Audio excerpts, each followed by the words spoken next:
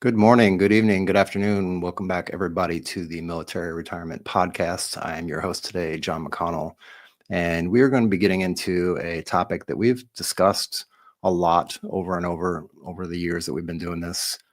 We've talked about it, we've shown the slides, we've gone through some of the math a little bit on our own. Recently reread the paper to get myself back up to speed on what we're going to talk about today. But never thought to reach out and actually talk to the author of this wonderful paper that's been the topic of many discussions in many forums and Facebook and on Reddit and all kinds of places. And people go back and forth like ping pong with this topic.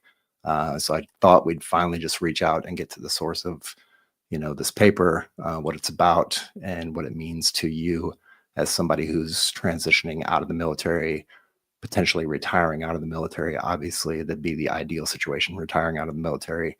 And this would be where this would come into place for you, talking about the COLA trap and bringing on my guest, Mr. Doug Fowler. So everybody, welcome Mr. Doug Fowler today. Hi, good morning, John. Good morning. Or I guess for you, it's good afternoon. Good afternoon, John. Thank you for having me. I'm excited to talk about this. Any chance I can talk about the COLA trap and how it can help soon-to-be retirees, I'm excited about it. So I really appreciate having me on. Yeah, no, and thank you for allowing us to have you take the time out to do this. It's an honor to have you on the show. And like I said, we never made the connection of mentally of like, hey, why don't we just reach out and just see if we can have him on the show? So here we are to Absolutely. talk about this stuff. I definitely want to dive into really quick, just kind of an upfront thing on the COLA trap. For those who don't know, if you need, we can drop a link in the chat somewhere for you to get to the paper. But you just basically Google the COLA trap and you will find this paper in PDF format. And you will be able to read through it. It's about 30 pages, not too long of a read. You can read it in a nice little 30-minute, hour stint. Sit down, read through it, look at the math, look at the charts. You wrote this paper a few years ago. Right. You've recently retired this year. And I noticed you put up a post just about a month ago talking about how the COLA adjustments have looked and what it was based on your forecasting, and then what it is actually now.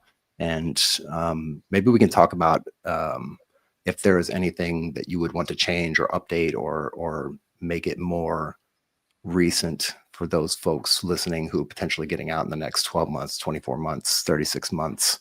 Some things maybe you've discovered since you've written that paper. Sure, absolutely. Well, actually, before we get into what I would update, should we go into the mechanics of the COLA trap itself? Absolutely, we can do that. So, and I can pull it up on the screen for you if you need as well. Oh, sure. And people can find the COLA trap on my LinkedIn profile, Douglas Fowler. Also on my LinkedIn profile, that's where I post my annual or semi-annual updates, because COLA changes every year, right? So here's the gist of it.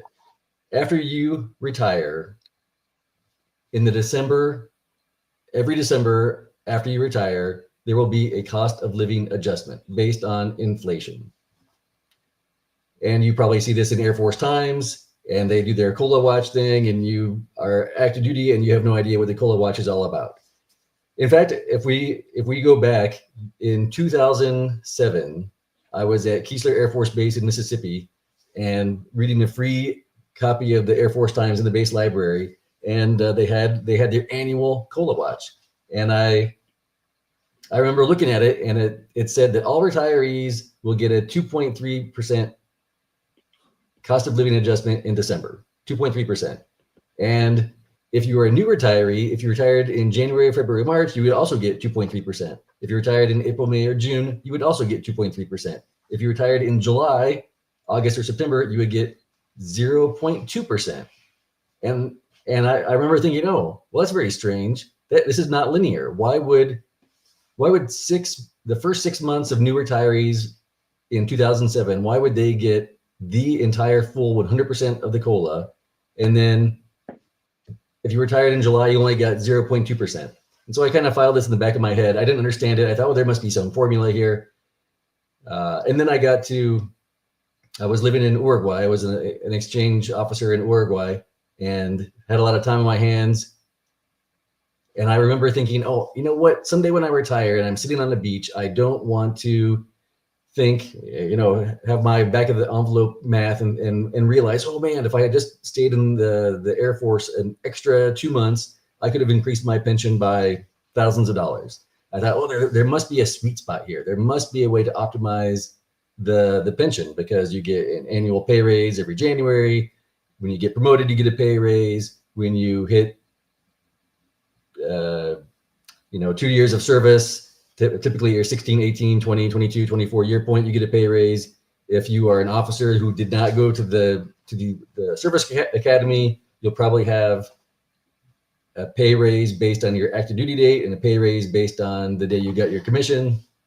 There are a lot of variables there. And I thought there must be a way to optimize this.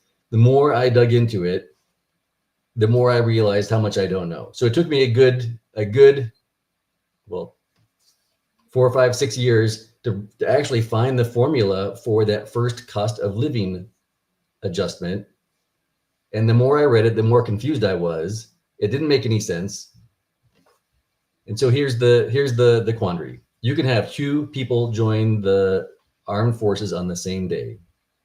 They get promoted to the exact same ranks on the exact same day. They hit 20 years of service on the exact same day. They hit 24 years of service, all the same ranks. They are completely the same career.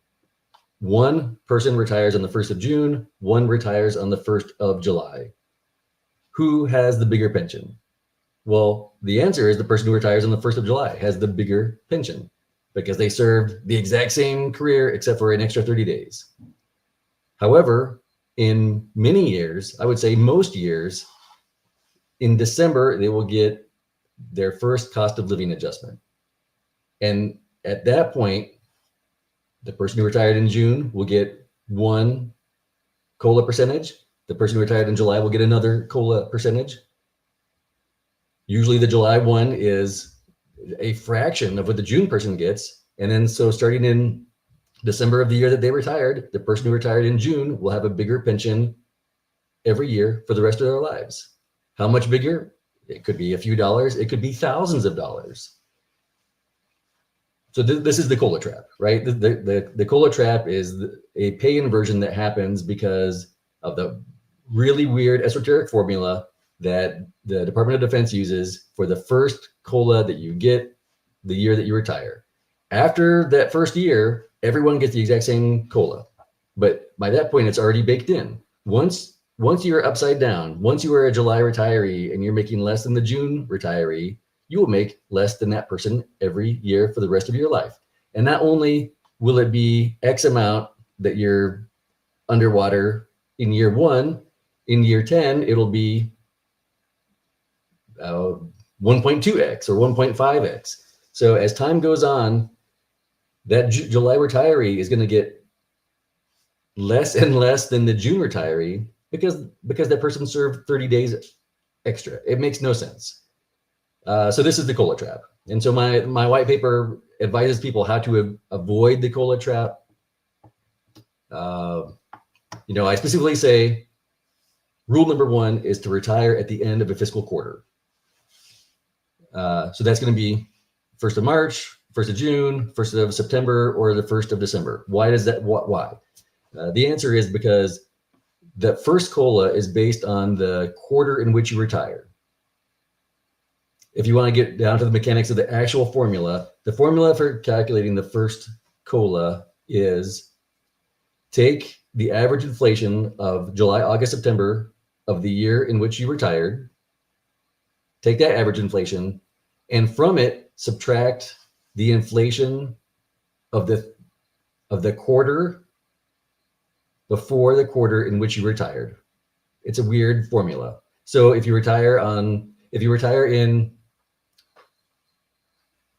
April, let's say, if you retire in April 2025, your formula will be, let's take the 3-month inflation of July, August, September 2025 And from that, subtract the inflation of January, February, March. That was the quarter before April. I retired in April. The quarter before that is January, February, March. So now we see that my first COLA is based on the inflation of July, August, September of the year that I retired, and January, February, March of the year in which I retired. Even though I retired in April, my COLA is not based on April. My COLA is not based on April, May, or June. It's based on January, February, March, July, August, September of the year in which I retired. So that's how we get the breakdown of quarterly COLAs. We can see that June is based on January, February, March inflation. If you retire in July, your COLA is based on April, May, June inflation. It's just kind of weird. That's the formula. If I had to go back in time and someone asked me, hey, Doug, how would you write it? I would write it completely differently, but okay, this is the system. So rule number one is retire at the end of a quarter, because once you have taken the penalty for going into a new quarter, if you retire, it doesn't matter if you retire in April, May, or June. In April, May, or June, you're going to get the exact same COLA. So you might as well stick it out until the end of the quarter, because each month that you serve will add at least 0.21% to your pension. Why is that? Because every year past 20, you get an extra 2.5% added to your pension, but you don't have to serve whole years to get that. It's prorated. In fact, it's prorated every 15 days that you serve past 20, you get 0.1% added onto your pension. So every month you get an extra 0.21% added onto your pension. You might as well get all of those extra 0.2% added on, and you do that by retiring it at the end of a quarter. So that's rule number one: to avoid the COLA trap, retire at the end of a quarter. So the 4 days in that case are the 1st of March, 1st of June, 1st of September, 1st of December. Those are the days. And then I think I say rule number 2 is retire in March. And I think rule number 3 is avoid September. People take that as meaning September is the worst day of the year. And September is not the worst day of the year. July is the worst day of the year.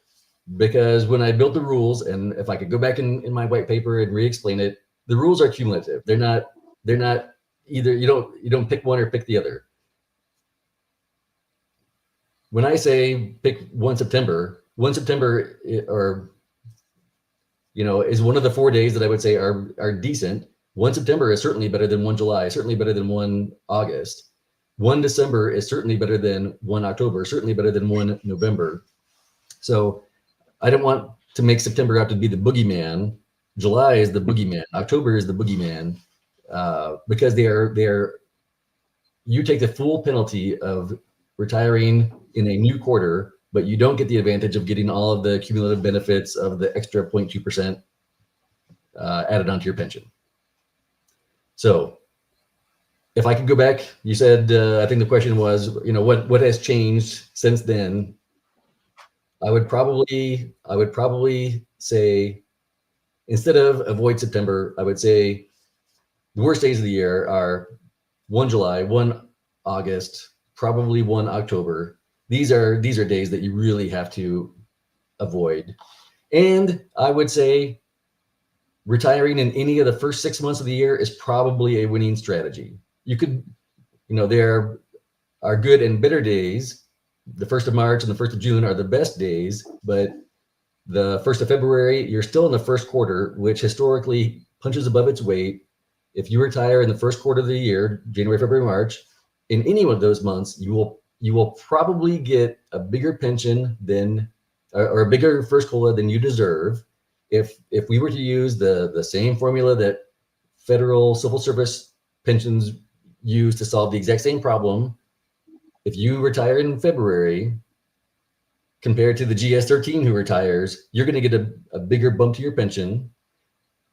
The Social Security uses the same formula to solve this problem as federal civil service pensions. Because they have the exact same problem. And here's the problem. Why does there have to be a special formula for the first COLA? Because people retire in November and the first COLA comes out in December. So what if I retire in November? Let's say the COLA is going to be 7%. I've only been retired for 1 month. Should I get a full 7% COLA because I've been retired for only a month? That's not fair. So there's got to be some way to prorate that first COLA. If you look at Social Security, if you look at federal civil service pensions, they just prorate it over the entire course of a year, over 12 months. They say, if the annual pension is 7%, let's divide that by 12. And if you have been retired for 7 months, we're going to give you 7/12 of the COLA. If you've been retired for 1 month, we'll give you 1/12 of the COLA. That is the way Social Security solves this problem. That's the way federal civil service pensions solve this problem. The DoD came up with their own formula. That to me makes no sense. Maybe I could give a nod to when they came up with this idea back in 1980. Well, maybe even before that. Could have been in the days when calculating this stuff, maybe would have had it to be done by hand for every retiree. Could be. I'm trying to glaze this in the best light possible, but in these days, I just don't think this is a very good formula. Now, would I ever want to change it? No, I wouldn't want to change it. I wouldn't want to change it because I know how to avoid the COLA trap. And in fact, I retired this past year. I retired on the 1st of March, 2025. My pension will be about $600 a year more than I deserve. If I were a GS-13 and I walked away with my pension, and then in December 2025, I got my first COLA, based on I've been retired for 3 months, I get 3/12 of the COLA. I would receive less than the percentage of COLA that I got by being an active duty Air Force member.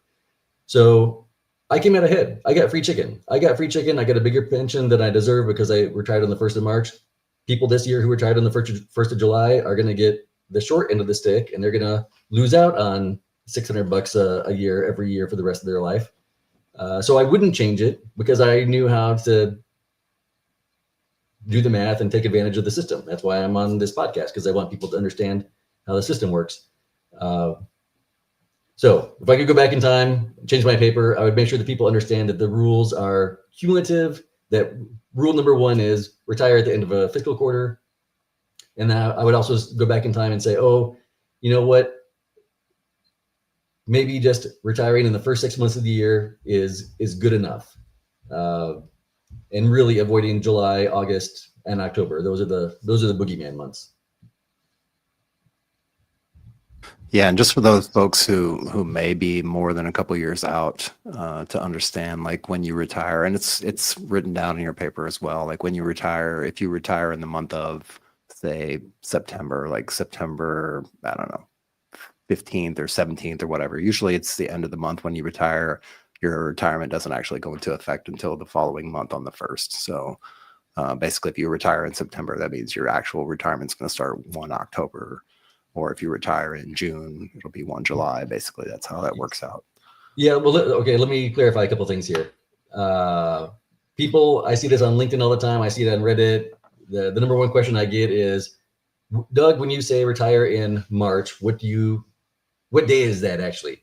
And the day is that when I say retire in March, I mean that your last day on active duty is the 28th of February, and your first day as a retiree is the 1st of March. That's what I mean by the 1st of March. And then someone will always come back and say, "Oh yeah, but in the Marine Corps, we retire on the last day of the month." Everyone retires on the exact same day. Your first day as a retiree will be on the 1st of the month. The one exception to this is if you are medically retired. If you are medically retired, you can be retired on any day of the month.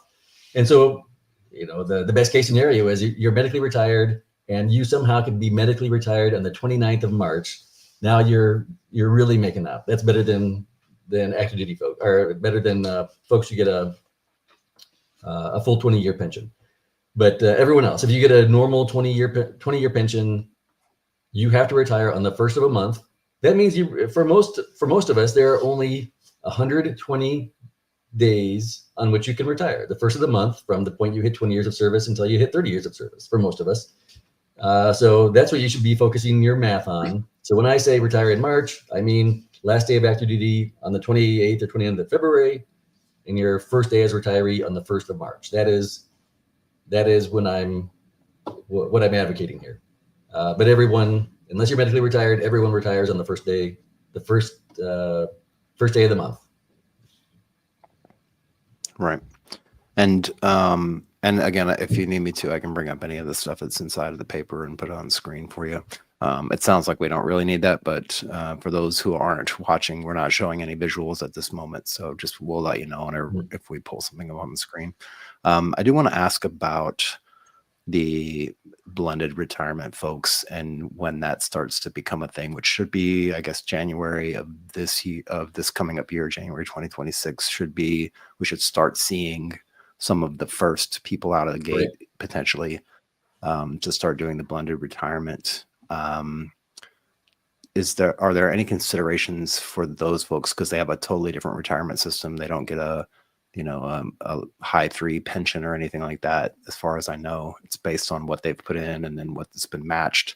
But I'm still digging into a lot of that and trying to figure it out. And we're trying to line it up so we can find somebody who's actually gone through that process and get some firsthand information about that. But have you come across any folks who've discussed that with you and any thoughts on that? I have not done the math on the blended retirement system, but if you do 20 years in the blended system, you still get a vested pension system. Yeah, you get what the matching for TSP, but I believe their answer is that at the 20-year point, they get 40% of their high 36 instead of 50% of their high 36. Okay. So the COLA trap will still apply to these folks. There is still the specter of a pay inversion. Now it'll be muted a bit because instead of getting 50%, they're only getting 40%. So the pay inversion is only going to affect that 40%. I haven't done a lot of math, but I would, yes, absolutely. The pay inversion and the COLA trap still will apply to blended retirement folks who do a full 20 years. It just won't be as bad of a hit. So maybe in their planning, they can, give it 1 gold star in their planning instead of 2 gold stars to think about. But yeah, it's absolutely going to affect people who do 20 years under the blended system. I haven't done any case scenarios for them yet because most people who are here nearing retirement these days are still under the old 1980 high 36, 50% once you hit 20 years of service. But I'll sit down and do some math here in the next few months and put out on LinkedIn how this will still affect the blended folks. Yeah. And if we ever get to that point where we can get a guest or two on, or maybe we can reach back out and touch base and maybe 6 months or a year from now and come back and circle back to that and see what kind of new information is there and what you've discovered and what you've come across as far as that. Because just so folks know, like a tiny little bit of background for folks who don't know you. And of course, we just met. So I know just as much as most people out there, but the analytical part of your background is very prominent. It may seem like just a small stepping stone to what you got to where you were doing near the end of your career, but that analytical background is definitely not something to be to shy away from. It's definitely prominent, and it shows up in this paper as far as the calculations and sitting down and doing the math on some of the stuff. And I mean, to be honest, like even calculating the retirement pay itself is one of those crazy things, that math formulas that looks like applied physics. So Well, so this is the next project I'm working on. Actually, I sat down with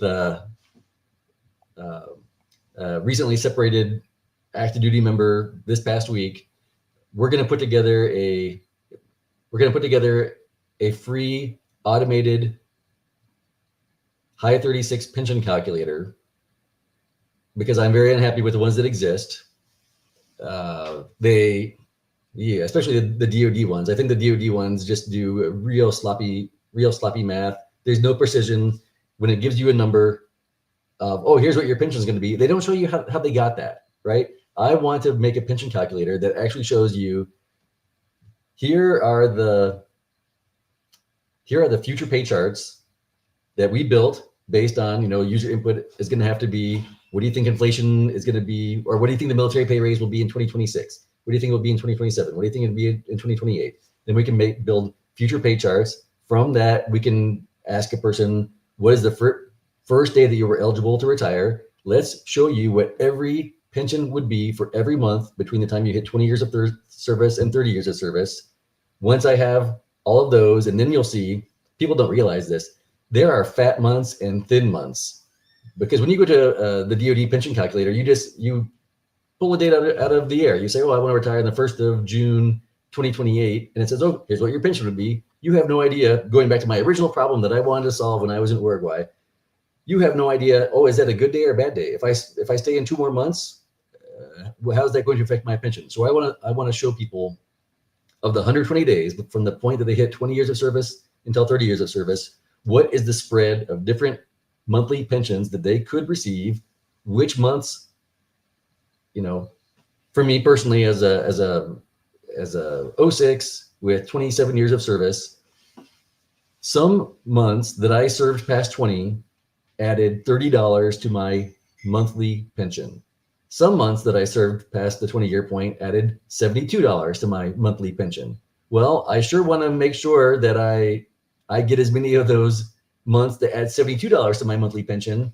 And if the next month is only going to add $30 to my monthly pension, well, maybe that's a good time to retire. So then once I automate this, we have to build in the COLA trap, right? We have to show people, oh, based on whatever you think inflation is going to be the year you retired, what would the COLA trap look like for you? So this is my new project. We're shooting for a June go live date, because you're right. There are a lot of different formulas, and sometimes it seems super esoteric. It's hard to calculate. You go to the DoD website or some of these other ones that you have to pay for, and you don't know where they got the numbers from. You don't know if it's correct. You don't know if that is a good or a bad pension. It's mysterious, and it should not be mysterious. Yeah, and that's actually really awesome that you're sitting down and trying to put that together as like an application for somebody to use, a better calculator to use. I'm hoping in the construction, the building, the mapping out of this calculator that potentially, I don't know if it's something that's on your radar, but potentially looking at the gray area blended retirement for reservists, National Guard members, folks who fall into that weird kind of gray area retirement. Yeah, it is. It's tough. We had a guest on before, about, I don't know, 6 months, 8 months ago. We talked a lot about gray area retirement and some of the different nuances of it, because it's a little bit different. Like, you can still get a retirement, but it comes at a certain age. There's certain other stipulations that you have to meet. There's ways that you can lower some of the years so you can get a little bit earlier, close to getting that monthly pension, depending on how long you've deployed and things like that. But that would be a consideration that would be really helpful to a lot of people, because I feel like that's one of the demographics. And just because I've worked with them personally, like been in the reserves as a traditional Title 32 reservist, and also worked with reserve units as an AGR Title 10, an active guard reservist, basically. It was a lot of those folks go through a lot of different weird calculations and math and forms to try to figure out their retirement and when's the best time for them. And a lot of them fall into a situation of being like mil-techs, where they're civil servants half the time and half the time in uniform. So a lot of strange nuances there. That would be a great thing to to try to tackle? That might be step Q in all of this. That is, I get a lot of questions from guardsmen and from reservists. How does the COLA trap affect me? And I always say, I do not know. I need someone who's smart on guard and reserve pensions to reach out to me and kind of hold my hand through how do these calculations work? Because I know there are so many permutations of everything you just listed. And I just don't even know how their pensions are calculated. So it's hard for me to, with a straight face, tell them that the 1st of June is the best day for you guys. I don't know. I do not know that. I need to get smart. Yeah. I wanted to circle back around and kind of touch on your specific transition out of the military. It just happened this year. And obviously you're someone who's thinking about this long-term, like started thinking about this a long time ago, has been thinking about this ever since, been doing a lot of math and number crunching. But are there any things that you started to do maybe a year or two out, or even before that, to start planning towards getting to that point where you took off the uniform and decided to hang it up and retire? Yeah, I started this 15 years ago because I was one of the, number one, I never thought I would do 20 years. My plan was to do 4 years and get out. And then once I maybe hit the 5 or 6 year point, I thought, okay, well, I can do this. I can do this for 20. And then at the 15-year point, the Air Force was downsizing, and they offered me early retirement at the 15-year point. So I sat down and did the math, and I realized, oh no, the penalty for retiring 5 years early is so severe. This would not be worth it. I had I had a fun career at that point. I spent most of my career overseas and went to some crazy places, so it was easy. But really, I started doing hardcore pension calculations 15 or 20 years ago. Like I said before, everyone needs to know what your monthly pension will be every month between the time you hit 20 and the time you hit 30 years of service. You need to sit down with your Excel spreadsheet, and if I retire in June 2026, what will my pension be? If I retire in July 2026, what will my pension be? You have to sit down and do your 36-month look back, do the average, and that can drive a lot of your decisions, right? So I spend a lot of time on that. You got to know what your pension is going to be. I cannot say enough that for your last year, you need to be thinking about you. The machine where you work is going to keep on trucking, and you're going to feel guilty. You will feel guilty about walking away. You're going to feel guilty about using your days of leave. You're going to feel guilty about using permissive TDY. You're going to feel guilty about going to TAP. You're going to feel guilty about who am I leaving in the lurch? You know what? You are a cog. You are a cog in a machine that you love, but the machine will keep going. You have spent 20 years serving your country and serving the machine. Please take time to focus on your future and to get a lot of questions answered. You know, especially when it comes down to VA disability. You know, the COLA trap is interesting. It's interesting, and it's going to increase your pension in the margins. VA disability is a whole different ballgame. And yeah, the COLA trap is cute. You're going to make some money out of it. You're going to come out ahead.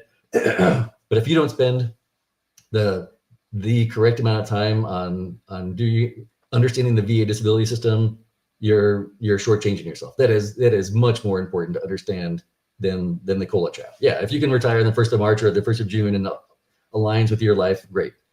But if you don't get your VA disability right from the get-go, you're really going to hurt yourself.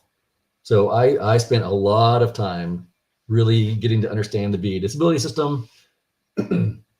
There are some great Reddit sites for VA disability. In fact, one of the Reddit sites, the veterans, I think it's called the Veterans Disability Reddit site, that has gone and converted into I think it's called the VA Disability Knowledge Base.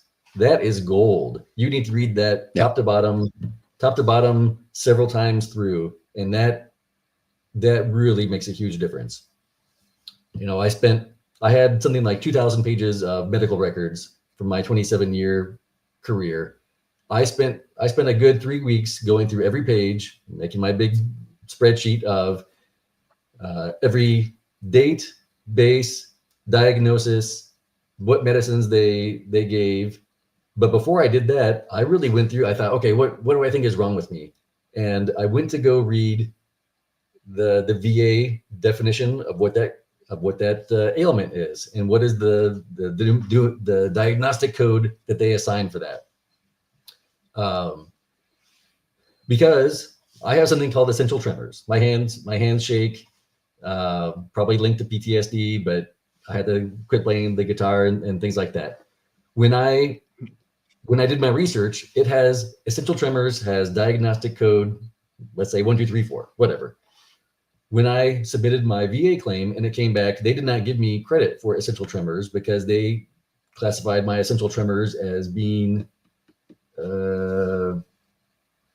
maybe a muscular spastic condition and not as a neurological condition. And I went back in my first appeal, so they gave me 0%, whereas essential tremors, I think, is minimum of 30%.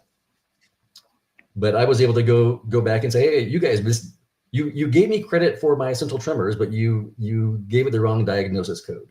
And only because I had spent so much time digging into VA documents that I really understand I probably understand the system better than many of the folks who work there.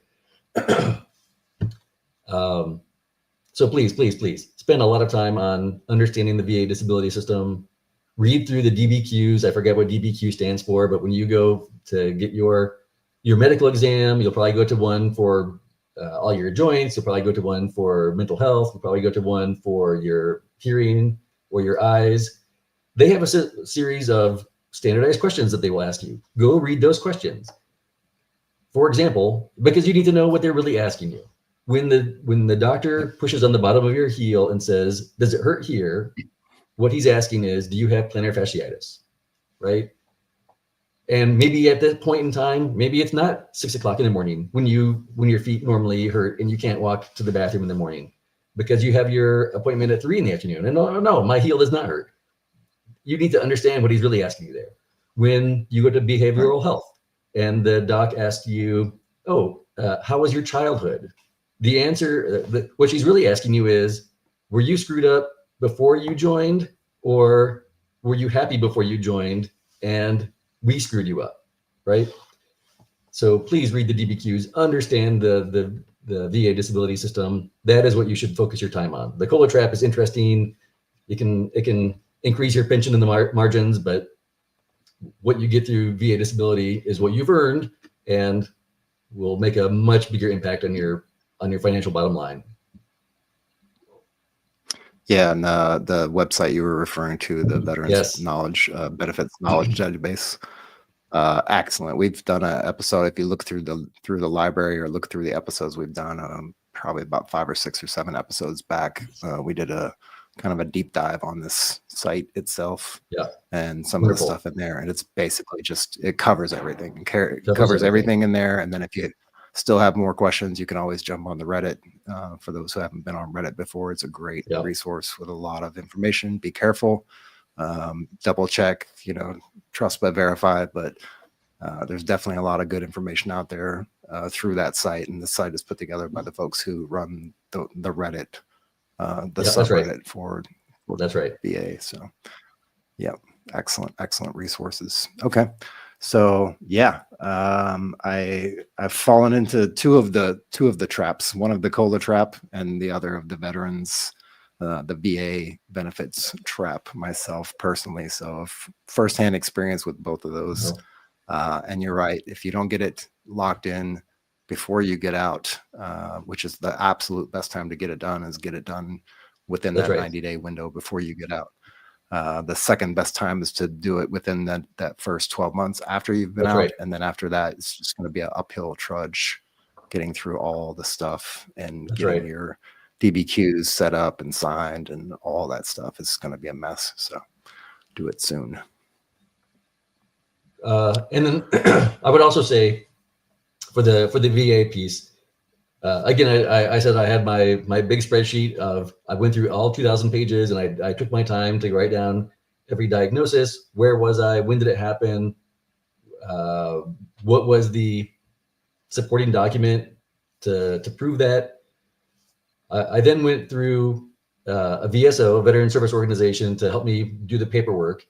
They only have you for about an hour. They cannot go through your 2,000 pages in an hour. And so they're going to do their best, but you are more interested in your financial well-being than they can possibly be. So you have to go in there loaded for bear, listing what you think all your diagnoses are. Now they can, sanity check you, double check you, make sure that you're not missing something, and then they can take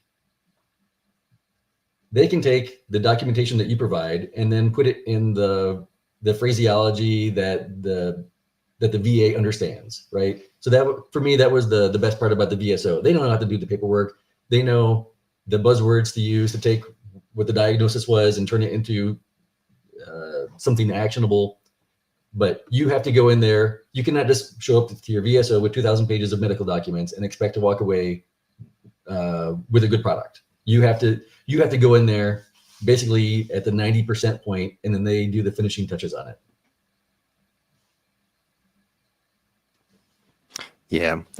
Vic has a great story about his VA disability claims and putting all that paperwork together. He's actually went through and put together a binder. He had it all tabbed out, and every time he would go to a appointment that they sent him to for medical examination, he would just take out that piece of the binder that belonged to that specific medical examination, and he would bring it to the examination and show it to them and give them all the stuff that they needed so that they wouldn't have to do the digging and the hunting and all that. Is a great piece of advice.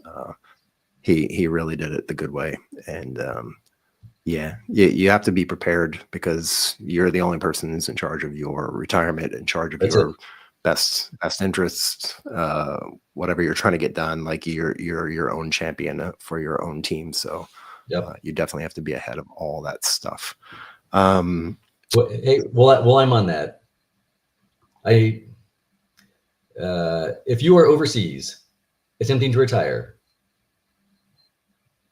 number one, it's going to be hard. It's going to be harder than if you were stateside. For example, before I was in San Antonio, I was stationed in Naples. We had folks in Naples trying to retire. There are no doctors in the Naples area who are doing VA appointments. And so folks would have to drive 6 hours up to Aviano to get their medical appointments. I've talked to folks who have retired in the DC area. I will just say that I felt like the doctors in San Antonio, every doc that I went to was a veteran. They understood what I was going through. They were very sympathetic. I don't think I would get that level of sympathy from a doctor in Germany. And so when you retire overseas, you don't have to do all that stuff overseas. You can come back to the States, retire at a stateside base, and likely get doctors who are veterans themselves, who signed up for doing this because they support the military, not because they're looking for a padding to their paycheck. Right. Yeah. Plus, I mean, San Antonio is basically the home of military medicine. That's no right. matter how you slice it. That's right. Yeah, it's a lot of great medical support in San Antonio. But it also depends, like if you're trying to get out overseas, you got to do what you got to do. There's folks who get out stateside and then meet up with their spouse over in Japan or whatever it happens to be. But yeah, you'll definitely get probably the best medical care and some of the better examinations done stateside. And a lot of that's changing and shifting around too, right? So who knows, maybe a year from now or 2 years from now, there will be no more medical exams if you have all your evidence and your pre-screened medical evidence in your claim. Oh, really? Then maybe you won't have to. Yeah, they're doing a lot of changing things around up at the VA since the new administration under Trump. And I mean, it's all still, chitter chatter and talk until they actually put it into effect and take action on it. So every 10-year plan is great until you get to year 9 and decide it's not the right plan. So, but yeah. So yeah, there's a lot of things changing in the VA, a lot of good things, a lot of bad things, but definitely get ahead of it, be ahead of it as much as you can possibly be, and don't, for any reason, put at the last year mark, you should probably be putting your needs a little bit above the needs of the military. Sad to say, but you have to take care of yourself, because you're definitely not, in a lot of cases, not going to get the support you need to go do your appointments and go to TAP and do all the little check boxes that you need to do to be able to get out of the military. I do want to ask you, why not 30? Why not 30? Well, most people can't do 30, right? I think in the Air Force, we have higher tenure that lieutenant colonels can only do 26, maybe 28. Colonels can go to 30. I think E8s can go to 26 or 28. Only E9s can go to 30. I advise and this is in the bread and butter cases of people who never had a break in service, who were not prior enlisted and then became an officer. Let me try to, if you do 29 years of service as an 06, if you, and I'll use the 06 because I know the math. If you do 29 years of service as an 06, your annual pension will be something like, I don't know, $110,000 a year. If you do 29 years of service. If you do 30 years of service, your pension will be only like $2,000 a year more. Okay, so you're increasing your pension by $2,000. The one, I talked about there are fat months and thin months in your 120 days that you can retire. For most ranks, the last pay raise that you get is at the 26-year point. If you go past 30, then I think there's a 30-year pay raise. For most ranks, there's no pay raise at the 28-year point. So if you 06, you go from 29 to 30 years of service, you increase your pension by $2,000 in that 1 year, but you've left $110,000 on the table. Well, you got to live 50 years for that extra $2,000 to make up for the $110,000 you left on the table. So that's why I say don't go to 30. This is something I like to talk about is people love to retire. Oh, I'm going to do 20 years in 1 day. This is a bad strategy. For most ranks, the 1 year that you can have the biggest impact, increase in your pension is to go from 20 years of service to 21 years of service. For most ranks, that is about a 10% bump to your pension, is to go from 20 to 21 years of service. So I would say, when I first thought about optimizing the pension, I thought, it's probably best to retire with an even number of years of service, because then you get every 2 years we get a pay raise at the 14, 16, 18, 20, 22 year mark. I was completely wrong. It is better to retire with an odd number of years of service. Why is that? Because if you retire as an E7 with 20 years of service, exactly 20 years of service, if we calculate your 36-month look back, you will have 10 months as an E7 with 19 years of service. Well, there in the pay chart, there is no E7 with 19. It's actually E7 with 18. So now you have 12 months of E7 with 18, and then another 12 months of E7 with 18, and then 12 months of E7 with 17 years of service. But that doesn't exist in the pay chart. It's actually E7 with 16 years of service. So if you retire with 20 years of service, E7 with 20 years of service, in your 36-month look back, 12 of those months are going to be E7 with 16 years of service in the formula. One third of your pension is going to be based on what you were earning with 16 years of service. That's probably a pretty significant pay bump to go from. So let's drop those E7 with 16 years of service and replace it with E7 with 20 years of service, that is a big bump. That is about a 10% bump. Please don't retire with 20 years of service, 20 years in a day to stick it to the man. Please go to 21 years of service, preferably on the 1st of March or 1st of June. And then the same thing happens the further you go on. If the same thing happens every time you approach having an even number of years of service or an odd number of years of service. Because remember, in the pay charts, there is a pay raise typically at the 14, 16, 18, 20, 22, 24 year point. So this same scenario plays out. If you go to 22, you're probably going to be better off going to 23. The fat months are going to be as you approach an odd number of years of service, and the thin months will be as you approach an even number of years of service. That's why it's hard to explain that, but this is why I implore everyone to calculate what do you think your pension will be every month, starting with 20 years of service all the way to 30 years of service, and you will see that there are months they typically go in a row. You have your 7 or 8 months that are fat, they add a lot to your pension, and 7 or 8 months that are thin and add very little to your pension. And those fat months are typically as you approach approach an odd number of years of service. That's why you don't go to 30.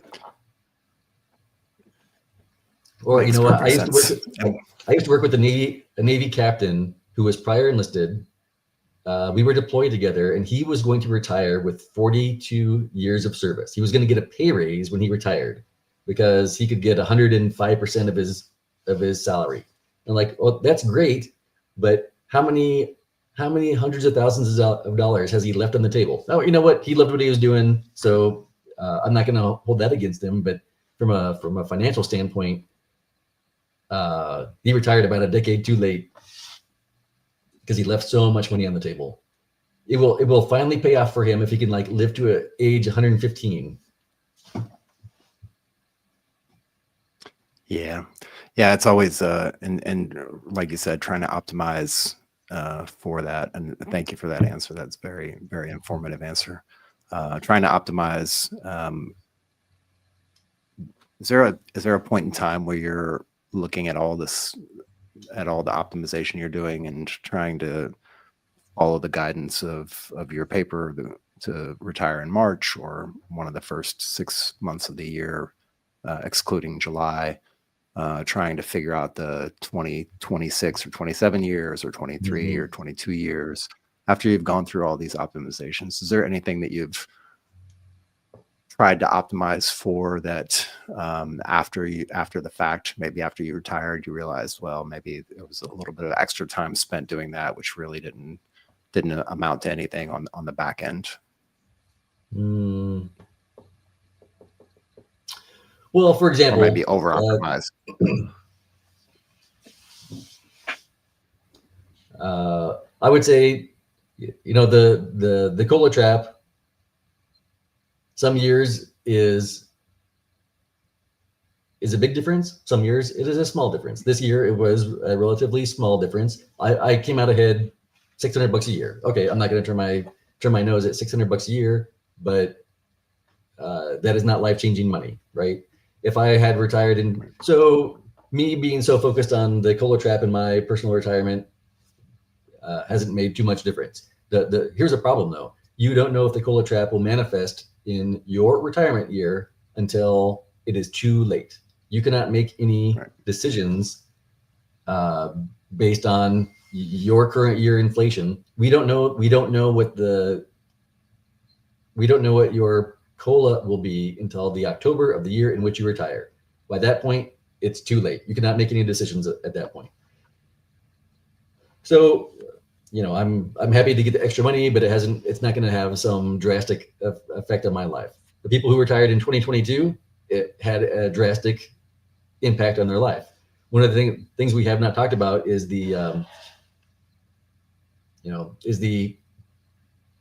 how substantial is the COLA trap? Is it really worth it, right? How much money are we talking about here? Well, I wrote a couple numbers down. 2022 was the worst year on record for the COLA trap. I wrote my paper in 2019. When I wrote it, the worst years were 2008, 2009.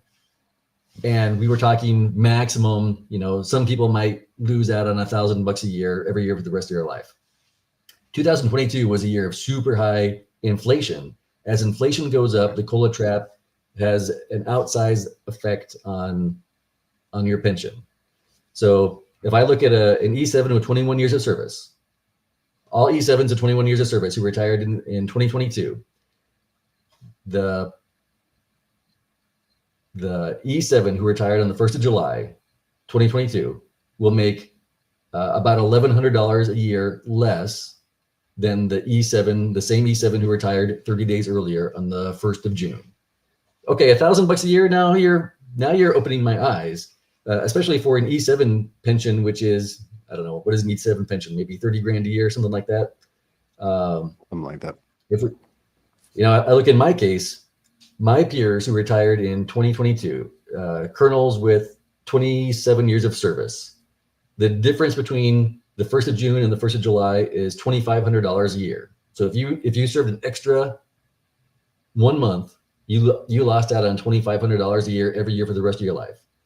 I had some flag officers reach out to me, and they changed their retirement date based on my paper. So I did the math for this 2-star. He ended up saving $7,000 a year.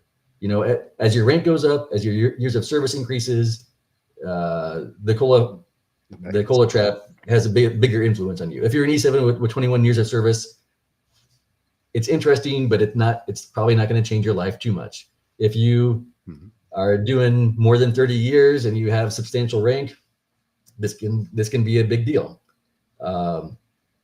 If we look at, what's another good one here? If we look at 2008, E8s with 27 years of service, if you retired in July instead of June, that's $700 a year. Okay, $700 a year is not life-changing money, but still, that's dinner every month, right?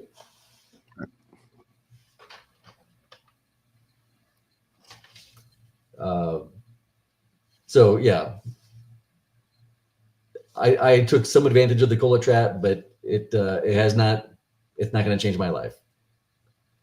Where are we going with inflation in the future, though?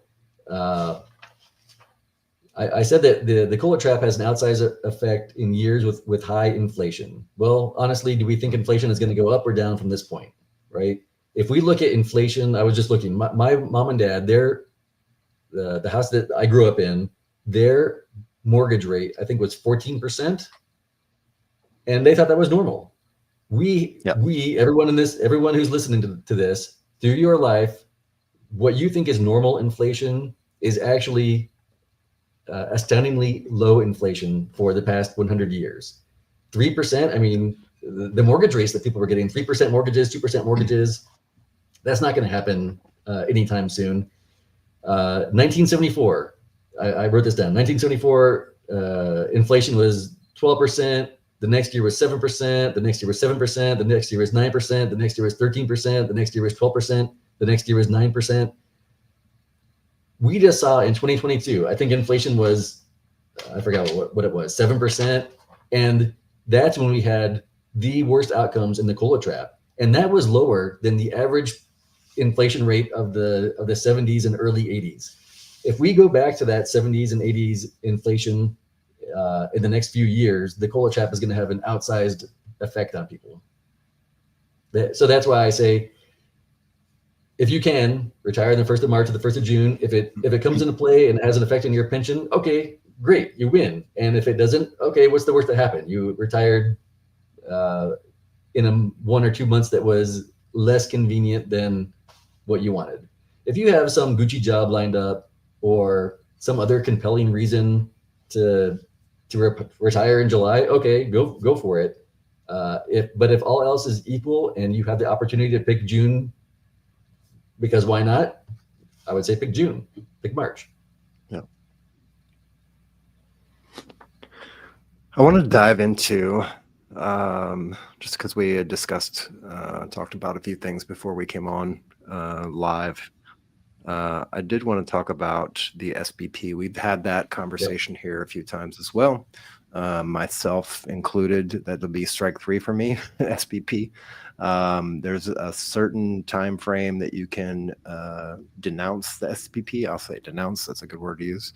Once you've signed the paperwork for it. I think Victor's going through that process right now. So if you hit 100% disability rating, then that gives you an additional kind of a window. Otherwise, you've got really? like, I think it's within the first 1 or 2 years. After that, there's a small window where you can turn off SBP. Okay. And then there's another window, maybe at a decade, I think, maybe 10 years out or something like that. There's a couple of different windows, and we've had a couple guests on the show talking about it, and we've discussed it ad nauseum as far as the benefits versus what you're losing out on if you do take SBP. Is it good compared to a standard financial kind of application that you can use, like an insurance plan or something like that you can cover those same kind of costs and come out a little bit less on the back end, because SBP is, it's considerable amount of money for that type of insurance, and then also what you get out of it on the back end if something does happen and your spouse, significant other, takes over those SBP payments. So we did write it down, and I want to dive into it with you real quick. I would say that for the vast majority of retiring service members, full SBP is the way to go. I can think of some scenarios, mill-to-mill couple. Maybe you could do without it because you already have a baked-in. Each person has their own baked-in protection.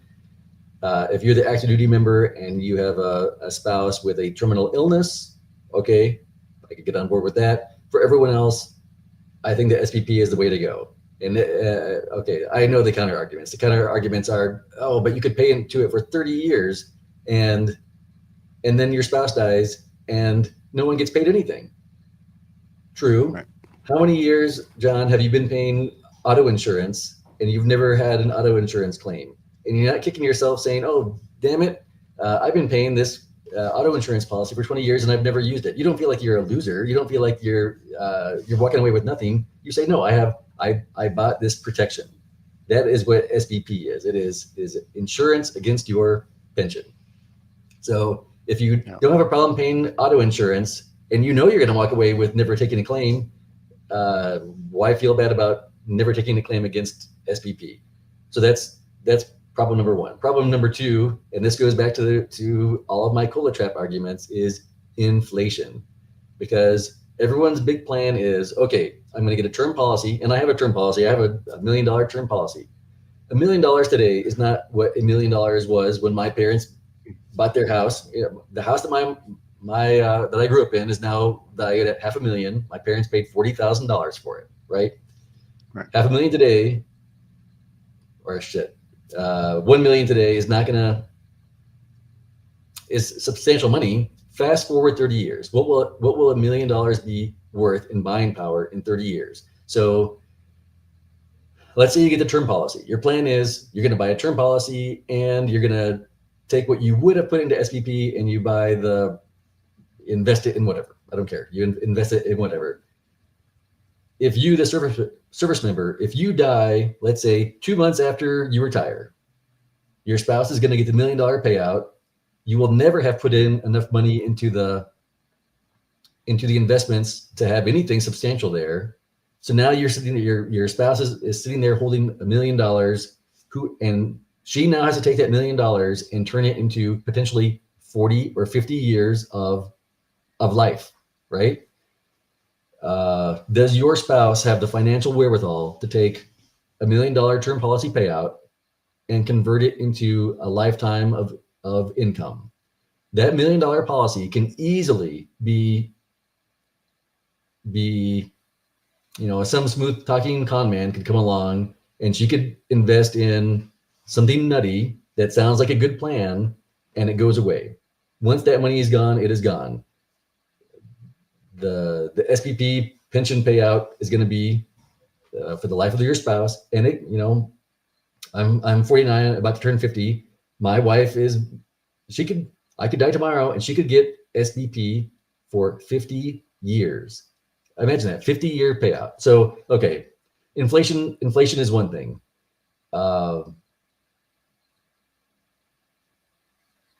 Just because you do SBP doesn't mean that you can't get a term policy, and it doesn't mean that you can't still invest. You can still do those things. It doesn't have to be mutually exclusive. So I advocate you should certainly do both.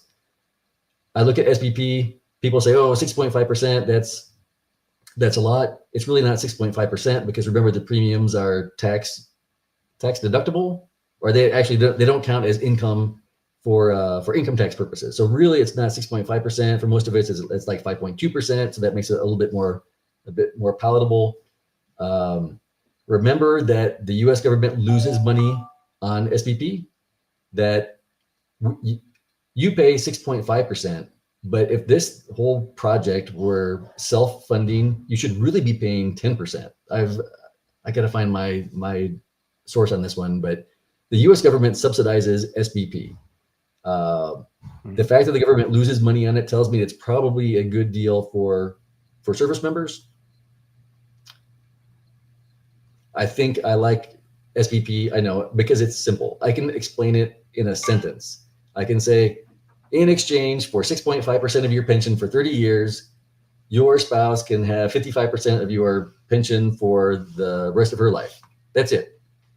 There are no gotchas. There's no, oh, this is hard to understand. When you talk to people about annuities that you could buy instead of SBP, it's complicated and someone's making a fortune. The fact that the US government is losing money in the deal. Anyway, I am a big fan of SBP for everyone, except for in very specific cases. Yeah. What do you got against me? No, I'm just reading through some of the comments, and I don't know if you can see them on your end or not. You should be able to see them as well. I'm just reading through some of the comments, not pulling a lot of comments on the screen today. Harry for Bill is one of our, I'll put one of his comments up there. Oh, I see. Just because I like him in the comment section here. He dropped the comment, but I'll talk to this. It seems like, and I'm that same age, 49, getting ready to cross over to 50. The older I get, it seems like the more my decision sways towards if I'm faced with 2 or 3 things to choose between, and none of them are illegal, none of them are gonna kill anybody, nobody's gonna think bad things aren't gonna happen, really bad things aren't gonna happen, I tend to lean towards rather than either or. I tend to lean towards yes. I tend to lean towards the middle, like yes, this and that. And then if one of them happens to be a little less lucrative or a little less, fancy or whatever it happens to be, I can live with that decision rather than saying, oh, I chose this one and then thinking about for the next 10 years, like what happens if I would have chose that one, or not doing the math ahead of time. So I try to lean to both options if I can. If neither one are detrimental to my health or anybody else's health around me, or not illegal, I'll try both out, especially if you can back out of them easily. That's my only kind of rub with the SBP is, excuse me. If you want to back out of it, there's, like I said, there's a couple small windows of opportunity to turn it off if you decide it's not the right thing for you. And that's really my only rub with it. Other than that, I agree with you. I like things that are simple, easy to explain in one sentence. And I don't have to really think too hard about them on the back end. And I know that the US government, for the most part, has got my back in cases like this, where it comes to pension and things like that. So that's what I really like to do. I have put this out on LinkedIn. I would love to hear from people who are so happy that they did not take SBP. If you're, I hear from people all the time. I hear from surviving spouses all the time who say, oh, thank God my husband did SBP. I've never heard anyone say, oh my God, I am so happy that he took that term policy and invested the difference. It turned out so good. I've never heard this story, right? Yeah. So please, you must be out there, people who are thrilled that the SBP gamble they didn't take paid off. And again, this is about inflation. This is about inflation. You can take out that huge term policy today, but if we go back to 70s and 80s inflation, that $1 million or $2 million is going to be insignificant in 30 years, in 40 years. And your spouse has to live off of that. But yeah, I know this is a very emotional topic. Yeah, this is it is. It gets, and it's a lot of these things. The same with the cola trap. Like I've seen so many back and forths about the cola trap, but it's not, it's good, it's bad, it doesn't make sense, it makes sense. Like I think it's, if people have the option, and that's what I said. It's me getting, I guess, maybe a little bit older and a little bit hopefully wiser, being able to take the purple route instead of choosing red or blue, right? So, but yeah, in fact, while we're on that, let me talk about the people who disagree with my analysis on the cola trap, because they are out there. When I went through my TAP class, I went through TAP twice, and the financial planners who ran the TAP class, I didn't say, hey, I did the cola trap, everyone. People would independently bring up the cola trap and ask the TAP counselor about it, and my TAP counselors they did not agree with my analysis. And so one of the disagreements is, Doug, sure, the cola trap might exist, but we've done the math.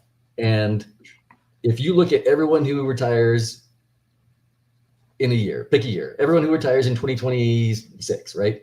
The people who retire in December of 2026 are going to walk away with a bigger pension than everyone else. Cola trap or no? And I will say, yeah, that's in most cases that's true. Probably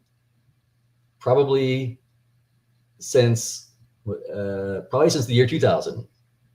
If you retire on the 1st of December of a year, except for 1 year, and that was 2022. If you retire on the 1st of December of any year, you will have a bigger pension than everyone else who retired that year. And you know what? You should. That is how the system should work. The person who works longer should get a bigger pension. Okay. Here's the problem. That person who retired on the 1st of December they will get more money than probably everyone else, but they will get just a little bit more money, and they have to work an extra 6 or 9 months to get there. I'm all about optimizing this and making it efficient and getting some free chicken out of the deal. If you retire on the 1st of December, you have zero chance of getting free chicken. You will get exactly the pension you deserve, which is likely larger than everyone else. However, if you retire on the 1st of March or the 1st of June, you will likely get a bigger pension than you deserve. It might be slightly less than the December retiree, but that December retiree had to work an extra 6 or 9 months to get there. Why would I work an extra 9 months just to get an extra $50 a month? That makes no sense to me. If you're going to go with the argument of, 1 December retirees, they make more money than everyone else, therefore it's a better outcome, then I would say, well, why not work till 30? Why are you getting out of the 24-year point? Why not go an extra 6 years? You'll get a bigger pension if you work 6 more years. Well, shoot, I don't want to deploy again. I'm tired of the rat race. My back hurts. I can't sleep at night. I'm not 18 years old anymore. I'm done. I want to get out as early as possible with the biggest bang for my buck. You know what? The 1st of March and the 1st of June get you the biggest bang for the buck. So, okay, some of my detractors say, hey, 1st of December gets you the most money. Yeah, it probably will. But then why not 1 December of 2027? Why not 1 December 2028? So that's one place where my detractors are, not detractors, people who disagree with me. The other one is that even if the COLA trap exists, that it is not a significant amount of money. And true, in most years, not most, I would say half the years, if you are an E7 with 20 years of service, retiring on the 1st of June versus the 1st of July is not going to make too much difference in your life in most years. If you retired in 2022, it would have been $1,000 a month, or excuse me, $1,000 a year. $1,000 a year, that's okay. Now we're talking significant money. Put that over the course of your retirement. That could be a 40-year retirement. We're talking to BMW. We are talking to BMW because you retire 30 days later. You're turning over the keys of a car to the guy who retired 30 days before you. So these are the two things that the people who disagree with me are on my analysis. I understand where they're coming from. I disagree with their conclusion. Yep. Yeah, and that's I mean, it's another great reason to just to reach out and have you on the show, is to be able to just kind of dispel some of the stuff and get it from the horse's mouth, because we all like to talk about the second and third hand information that we get through the internet or wherever else we get our information from. So I like going straight to the horse's mouth, and luckily we have the abilities nowadays with the internet and all this lovely technology to be able to do this. I did want to pull up a question because I just happened to see it in the chat. I wasn't paying attention to the chat today as much as I usually do, because usually Vic's here with me and we're tag teaming. But there is a question about, do you know if there's any, from Tyree, I believe, from LinkedIn, do you know if there are any benefits from being medically retired versus regular retirement after 25 years? My guess would be no, but I'd love to hear your thoughts on it.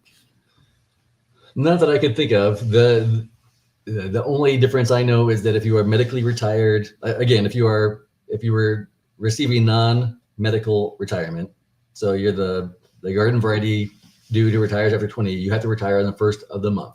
If you are medically retired, you could be retired on the 15th of the month or the 20th of a month. That'll change your math a little bit, to the tune of maybe 0.21% bump if you can somehow retire at the end of March. But as far as benefits, I don't know that there are any benefits out there that are different.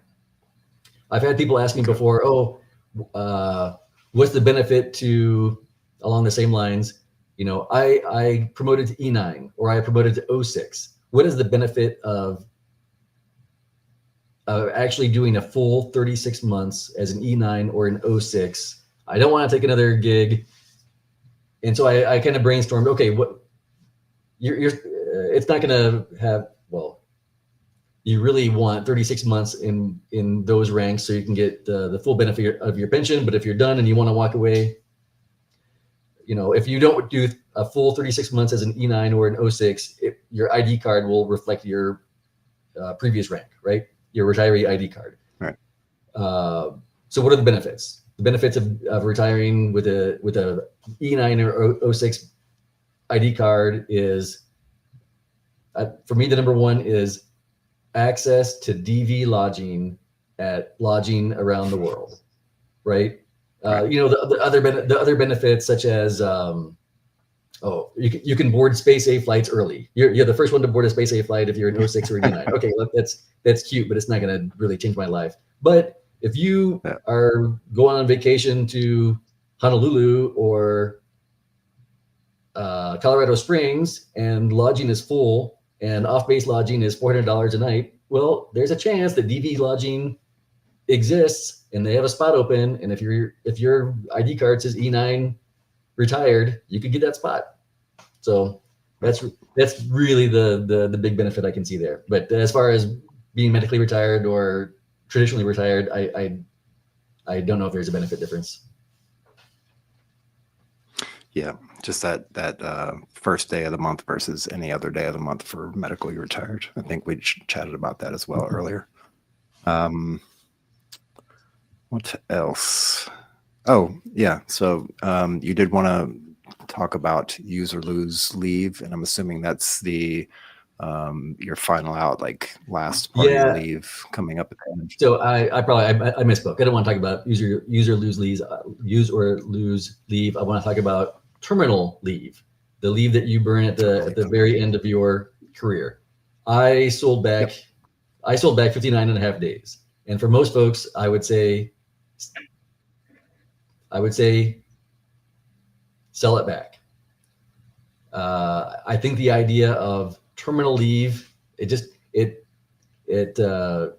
makes me anxious to think that people use 7 days of leave because we have to burn leave on weekends. You're losing 2/7 of your leave. So to use it efficiently, right, you got to use it Monday through Friday. You know what? In your last 2 weeks on active duty, no one is going to give you a new project. No one is going to expect you to do X, Y, or Z. You know what? I was 3 weeks from retirement, and my boss called me and said, "Oh, Doug, I need you to be an investigating officer for a lieutenant colonel gone wrong." And I said, "Oh, okay, I'm happy to do it. I'm on active duty for 10 more duty days, but after that, I turned into a pumpkin. Can you guys call me? Are you going to put me on retainer pay after the fact so I can complete this investigation?" And he said, "Oh, you're right. I'm not going to give it to you. Your last 2 or 3 weeks of active duty, no one is going to give you any extra task. So why are you burning leave? Why are you burning leave for that same benefit?" Once you, okay, and everyone's going to say, no. But if I can extend my active duty period and get a bigger pension if I use the leave, and I'll get housing allowance, right? I am saying that once you pick a day, once you pick the 1st of March, the most money you're going to get is BAH and your active duty pay until the 1st of March. And then when you sell your leave back, you're going to get a bunch of extra money. People say, "Oh, but then they're going to take out income taxes on it, and I'm going to get it in the shorts on the income taxes." Well, when you file your income tax return the next year, you get it back, or whatever it should have been. So they take out the full amount of income tax when you sell your leave back, but when you file your income tax return, you're going to get back what you should based on your income. I also did not do terminal permissive TDY. I took my permissive TDY and I spread it over, I think I spread it over 6 months to make it more efficient. I hate the idea of burning leave or permissive TDY on a weekend. I would spread it out over Monday through Fridays. That way I got a full, 20 days? I forgot it was 20 days. I'm a big fan of get that money back, because when you transition out, you will want to have a little bit extra in your pocket because something is going to happen. Your finances are going to be a little wonky for a time. You're not going to get your VA disability pay for a few months. Probably your first check from your pension is not going to be correct. So I was very happy to have a little extra padding in my bank account. And I did that by selling my leave back. I think that's also a very emotional topic. I mean, most topics we discuss about retirement, and not most, I would say some are kind of emotional. And yeah, it's the thing we kind of preach, and just as a shameless plug, like we've written a tiny little book, and I'm trying to see if we can get this out on paper. It's out on digits right now, that basically goes over 10 topics that made the most sense to us when we were writing it to think about before you get out of the military. And one of the biggest topics is the financial part of it, right? And going back to the COLA trap, going back to like figuring out selling off your leave or not selling off your leave. It all comes down to, and I know maybe at the 05 or 06 level, it might not apply as much as it would at the E8, E9 level, or at the W3, W2, W4 level, depending on the person, depending on how they do their finances to begin with, is being able to set yourself up before you get to that last day, months and months and months ahead of time, to be able to say, okay, look, I'm going to get out of the military in 2 years. We've got this house payment. That's fine. It's whatever. This is where we're going to live either way. So we're just going to keep this house. But do we need to buy an extra car? Or do we need to buy this extra stuff and put it on credit, or put it on, a payment plan or whatever, like paying that stuff down as much as you possibly can before you get to the end of, because you're right. There's like a 1 month lag for your retirement pay. If you get your VA stuff turned in on time and you get it adjudicated, there's about 2 months to 3 months, depending on how fast they work, to get your VA payment started. And then after that, you're essentially, like, if you haven't already sat down with the TAP counselors and done your kind of like your Excel spreadsheet of your finances and where everything goes and what kind of money you're going to have, do you have a job lined up, like all these things factor into it as far as the financial piece. So yeah, I can see the optimization for as much as possible, because of that fact that once you get on the other side of retirement, you're facing civilian life, depending on if you have a job lined up, if you have maybe an internship, or if you're going back to school or whatever it happens to be. Those kind of things all factor in. So I really want to ask you, like, now that you've been retired for a while, and we may be able to revisit this in a few months or a year or whatever, whenever we come back and try to tackle the blended retirement thing Right. once we get more information.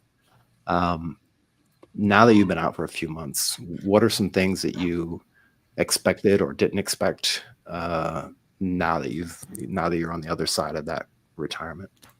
Anything come up? Well, I sleep all night. That's nice. Really, that's probably my mood and my sleep have been fantastic. You mentioned it earlier, the VA disability pay. I did a DBB, or is it DDB? BDD? Anyway, what is it? DBB? The benefits Defined delivery benefits discharge. benefits delivery discharge. So I did that. Mhm. So my packet, in theory, was submitted the day I retired, and then the VA adjudicated that like within 10 days. So I retired on the 1st of March. Maybe on the 10th of March, they said, "Oh yeah, you're 90%."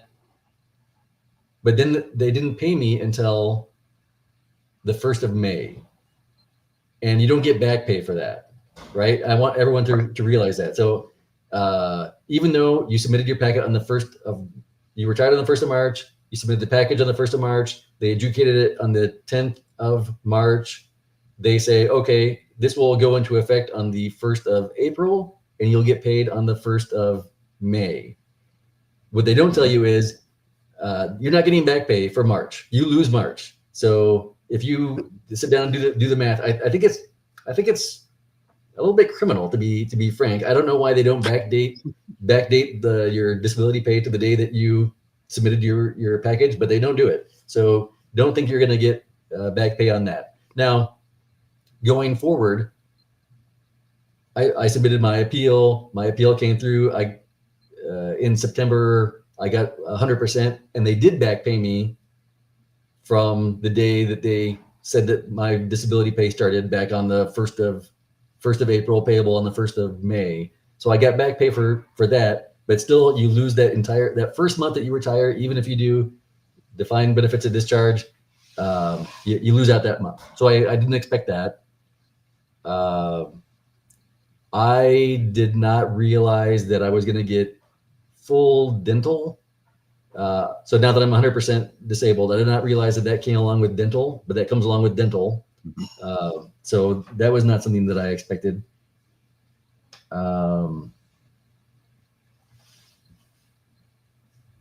I guess I didn't realize how nice it was to have an active duty ID card, especially for luggage on flights. I mean, I haven't had to pay for luggage in 20 years. And this summer we went to spend a few months with my wife's family. Luggage is expensive, and your veteran ID card is not going to get you free luggage. So take advantage of that while you still have it. You know what? The old job has not called me. Like I said at the beginning, at the beginning of our podcast, the machine goes on, right? People pick up the pieces and they go forward, and you are not indispensable.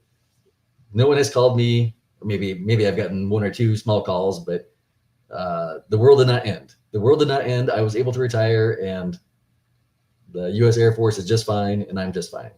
So don't feel any guilt about retiring. I know that while I was on active duty, if we had people retiring and they said, "Oh, I got to go to TAP class. Oh, I have to go to XYZ," I didn't look down at that person. I thought, "Oh, they earned it. So you earned it too. Take advantage of that. Go do your classes and do your paperwork. Do all this stuff while you're still on active duty."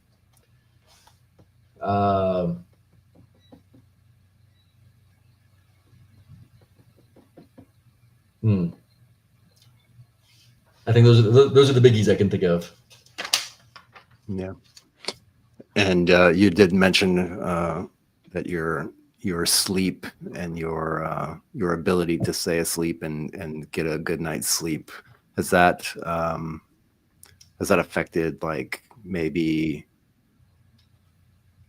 emotional health as far as like getting that separation from the uniform? Because I know when I was in uniform up to the pretty much the very last day, I was working, and it wasn't it was a clean cut for me either way, because I'd already mentally been preparing myself for retirement for a few years, like 4 or 5 years before that happened.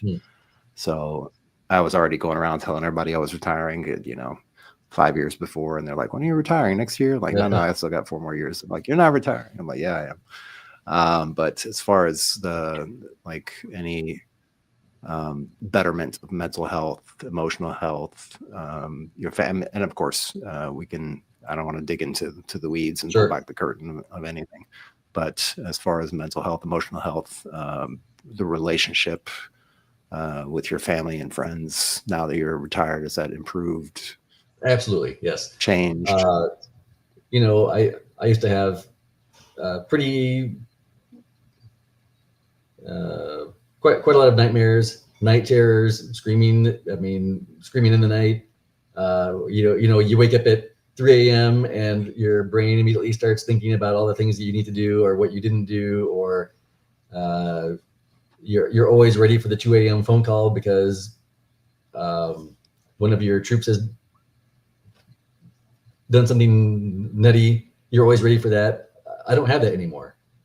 When I retired, I just felt a weight lifted off my shoulder. I felt like I escaped. I felt like not that I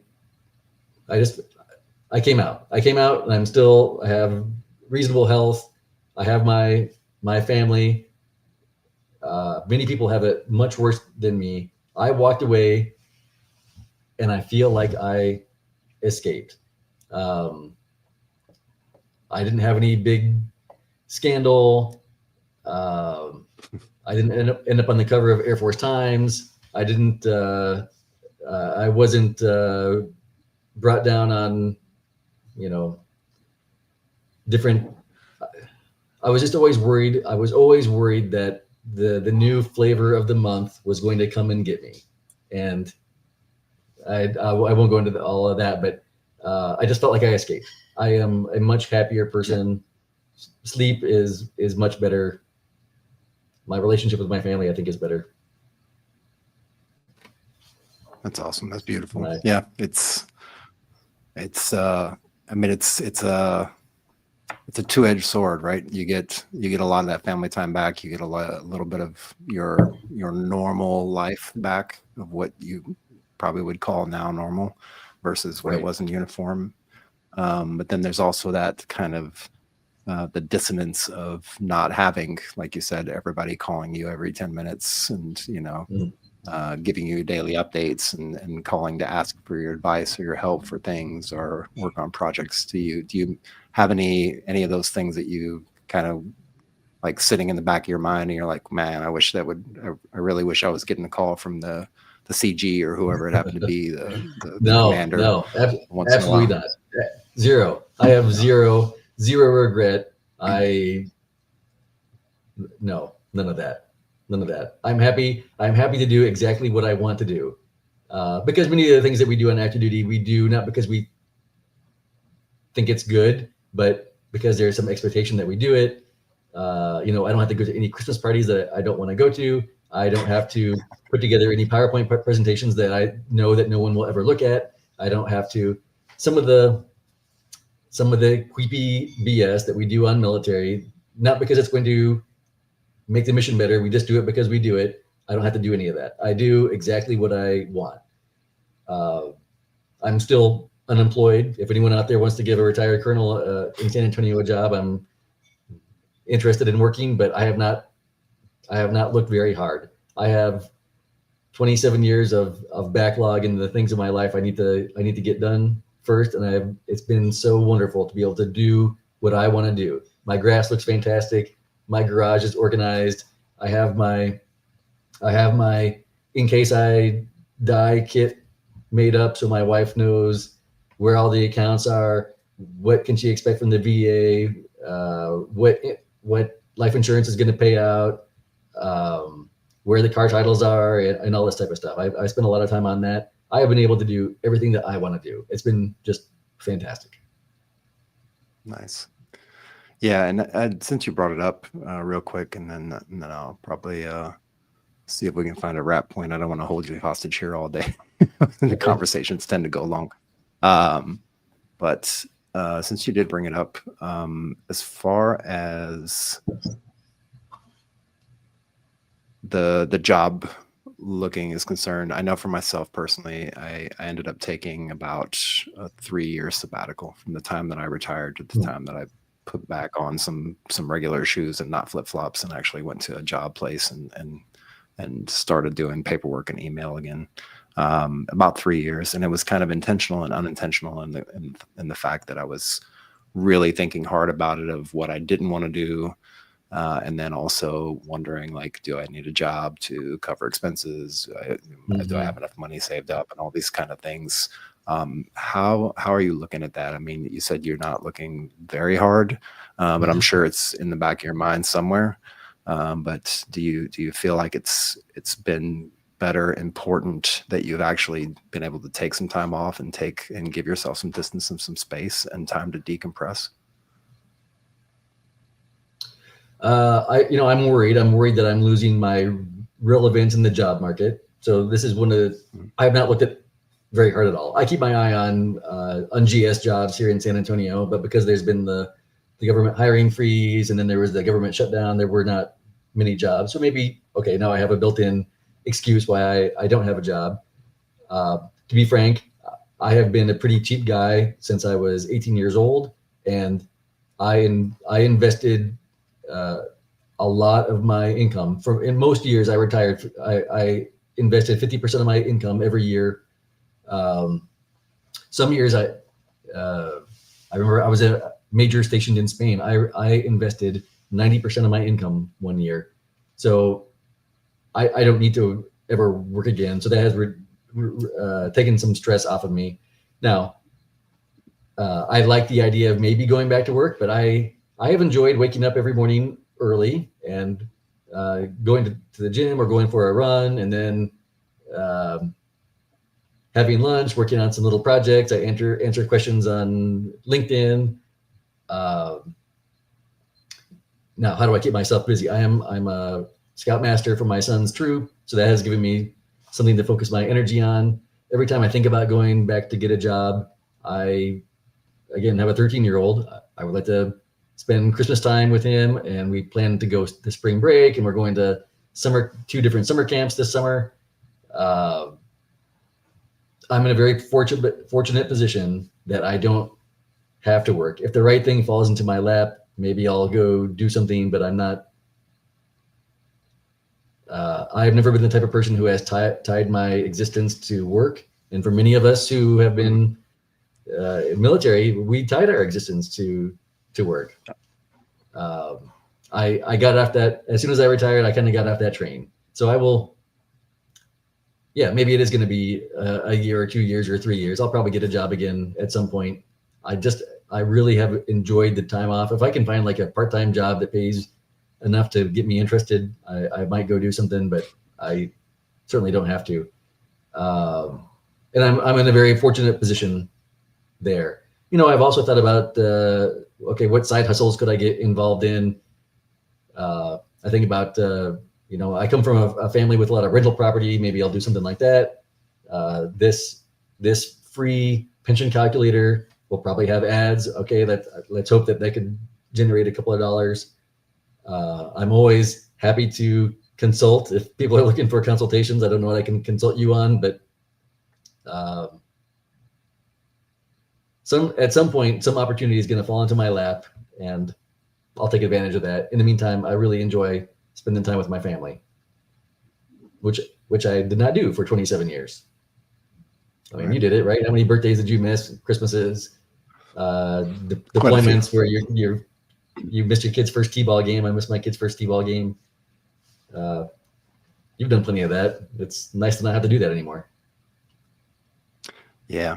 Yeah, it's nice to wake up and not have to do anything anymore if you don't want to, but it gives you time to unpack your day. It gives you time to sit down and like put things together in a sequence that makes sense, rather than trying to fit everything into one bucket that maybe doesn't fit in there, or taking the small, medium, and large stones and trying to smash them into the jar. Right? Yeah. You can do that with a lot less stress when you don't have to worry about a job or spending 40 hours of your week doing something that is there just for the sake of paying bills. We did have one question in the comments, and I'll read it, and if it makes sense. What strategies are you thinking about to guard your health after retirement? And is there an identity desire to continue life with higher impact? Speaking about folks who want to achieve higher purpose. Oh, I know Josh. Josh, I think you're no longer in Naples, but we were stationed in Naples together. I try to lift weights and run every morning, or let's say most mornings. The number one way that you can maximize your pension is by living a long time, right? The Kohler trap is great, but if you can live an extra 10 years, you're going to get 10 more years of pension payments. So financially, it's good to be healthy. I have tried to take advantage of a lot of the things that the VA has to offer. Here in San Antonio, we have a very robust VA system. So I'm really trying to understand all the benefits that I can get from VA medicine. So you can double dip here, right? You get your TRICARE, and you can have VA at the same time. So it's okay to understand that those can play against each other, and you can get the best of both worlds. I think the VA pharmacy system is much better than the TRICARE pharmacy system.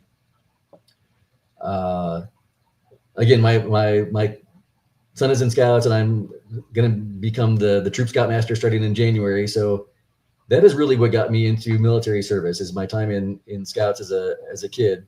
I'm very excited about trying to pay that back. I have spent a lot of time since retirement. I have met with a lot of folks that maybe I lost connection with from my younger days. I'm eating lunch with people that I was lieutenants with. I went back and met some of my teachers from high school and grade school who are now, they're old and retired, and they get a kick out of seeing one of their former students who is now retired and lived all over the world. And you know what? I have tried to help. My wife is a stay-at-home mom. Everything I can do to take some of the burden of our son. I am the one who's now the chauffeur to take him to tennis lessons, or to engage with teachers because an assignment is missing or something like that. So I am busier now than I was in my last couple of years on active duty, because I want to be busy. Someday I'm going to stop being busy, and then I'll maybe go look for a job. But in the meantime, I don't know how I ever had time for a job to do all of the things in my life that I want to do. Yeah, I feel the same way 100%. And I go back and forth about it still, now that I'm back in the workforce, and, for various reasons, and on most of the check boxes that I've checked off have absolutely nothing to do with the money or the status or the title, absolutely nothing. But yeah, I go back and forth with it sometimes. And I know it's even with the job, on some days, it's nice to be able to get up, do things, help around the house, actually be an active part of cleaning the house and doing the chores that we don't we're not privy to when we were in uniform. No. Yeah, that's awesome. I think that's a good place, unless there's anything that we haven't covered, anything that may pop up. One thing I want to add, for all the men out there, if you are 40 years old and you do not have a prescription for some ED med, go get it. Because if you that is an extra. If you have a prescription for an ED med, that gives you an ED diagnosis, and the VA will pay you an extra $130 a month on top of your disability pay. And a lot of people don't know that. So number one, you're not 18 years old anymore, right? And things work different. Right. So go take care of yourself and talk to your doc about it. But the benefit is that I forgot what the diagnostic code is, but it's called Special Monetary Compensation Category K. If you have reproductive organs that don't work at 100%, then you can get money on top of your disability. Well, shoot, $130 a month. That's dinner 12 times a year. Go take care of yourself. There are a lot of nuances to the VA medical system that you got to get smart on, and that's one of them. So, yeah, swallow your pride. No, that's all. Swallow your pride and move to the side. Yeah, that's definitely and that's really kind of the gist of a lot of the VA stuff, especially for folks who didn't get a chance to go through the BDD process. Like if you're dealing with VA claims and benefit stuff after the fact, there's a lot of cases where you need to swallow your pride either way. And just understand that you've done your service, you've done your time. That money's already been allocated through some whatever budget through the government already for you specifically for that fiscal year and the years to follow if you take advantage of it. And by take advantage of it, I mean get your stuff diagnosed and talk to doctors and get all your stuff written down, and then make sure you put in those claims so you can get compensated for those things to take care of, because they're only going to get worse over time. Correct. You know, and you earned it. We degrade. That's right. Well, with all that, this has been a really, really great conversation. I'm really happy and just honored to have you here, Doug. It's been a great, fun conversation. I've really enjoyed it, learned a lot. I'm sure we brought up a bunch of topics that people can debate back and forth of. Yeah, absolutely. On the internet. Absolutely. If anybody's thanks looking for having me. Thanks for having me, and people can email me. I have, if you read the Cola Trap paper, I have my email. It's still good. I get cold call emails all the time. I get cold call phone calls. The number that I published in the Cola Trap is still my cell phone number. I have people call me out of the blue all the time and ask for help, and I am very happy to answer those questions. Beautiful. Yeah. And if you want to also connect with Doug, you can find him on LinkedIn. I believe it is, let's see. Let me not lie to people and tell people fibs. I'm going to make sure I give them the right LinkedIn address, but it should just be LinkedIn Douglas-J-Fowler. Yeah. Just want to make sure that was correct. And I can throw it in the chat as well for those folks who want to reach out and connect. Thank you very much for your time.